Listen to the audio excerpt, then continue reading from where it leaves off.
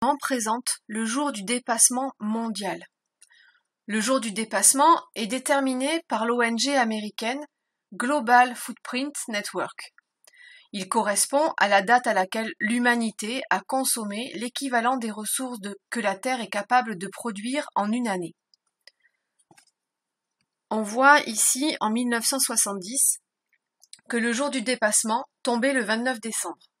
Cela signifie que l'humanité avait consommé toutes les ressources de la planète avec 2 jours d'avance sur sa capacité de renouvellement. En 2019, le jour du dépassement tombe le 29 juillet.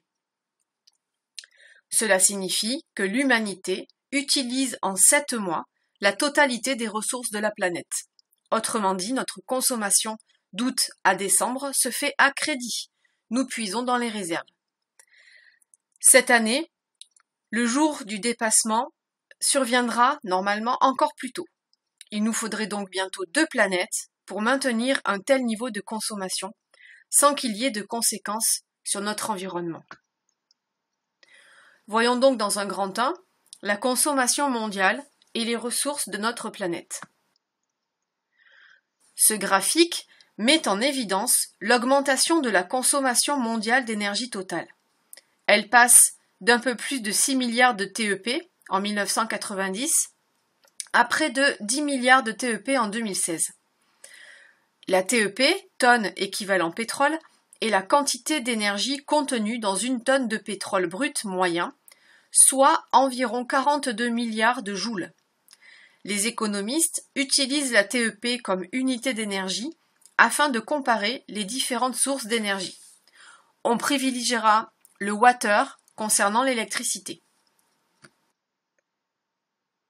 Cependant, tous les pays n'ont pas la même consommation énergétique. On constate dans un premier temps que la consommation d'énergie primaire a plus ou moins augmenté entre 1973 et 2012. Cette augmentation est spectaculaire en Chine et en Asie, hors Chine et OCDE. Deuxièmement, on constate que les pays de l'hémisphère nord ont globalement une consommation d'énergie beaucoup plus importante. Ces pays sont caractérisés par un indicateur de développement humain qui reflète la richesse et le développement. Si on s'attarde sur la consommation d'énergie individuelle mondiale, on constate également une augmentation significative.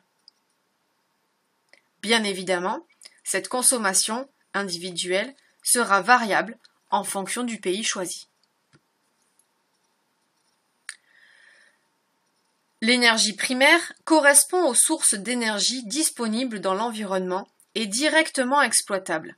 Elle peut être convertie en énergie secondaire, comme l'électricité. Cette énergie primaire peut être classée sous 2 formes. L'énergie disponible sous forme de stock. Les ressources sont concentrées dans certains gisements et sont non renouvelables à l'échelle de la vie humaine. Elle peut être classée aussi en énergie disponible sous forme de flux, c'est-à-dire l'énergie due au mouvement de matière, l'air, l'eau, au rayonnement solaire, à la géothermie, etc., et ne pouvant être stockée. On peut constater ici que 91,7% de l'énergie primaire vient des énergies non renouvelables. Nous avons vu précédemment que la consommation énergétique par habitant avait augmenté depuis 1973 et que les plus gros consommateurs étaient bien répartis dans l'hémisphère nord. Il faut cependant apporter une nuance. Si on compare la consommation d'énergie et la production d'énergie par habitant, on constate qu'un Français consomme l'équivalent de 10 kg de pétrole, tandis qu'un Chinois en consomme 6 kg.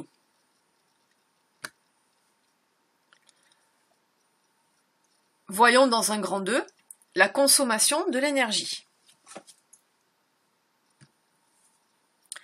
L'utilisation finale d'énergie est plus importante dans le secteur industriel à cause des transports. En effet, ils utilisaient 2748 mégatep en 2016, ce qui représentait déjà une augmentation de 75% par rapport à 1990. Vient ensuite le secteur résidentiel, c'est-à-dire le domaine de l'habitation et de la consommation des ménages, avec 2061 mégaTEP en 2016 et donc une augmentation de 35%. Il faut préciser que cette énergie finale correspond à l'énergie réellement utilisée par le consommateur et qui lui est donc facturée. Ainsi, pour l'électricité, 1 kWh d'énergie finale correspond en moyenne à 2,58 kWh d'énergie primaire, en raison d'un rendement de 43,8% des installations de production d'électricité et d'une perte de 5% due à la distribution. Si on prend par exemple cette centrale thermique à flamme qui permet aujourd'hui de produire la majeure partie de l'électricité mondiale, on remarque qu'il s'agit d'une combustion de pétrole, de gaz, de charbon ou de biomasse, le bois, qui va chauffer de l'eau, qui entraînera une turbine avec un alternateur pour produire l'énergie électrique.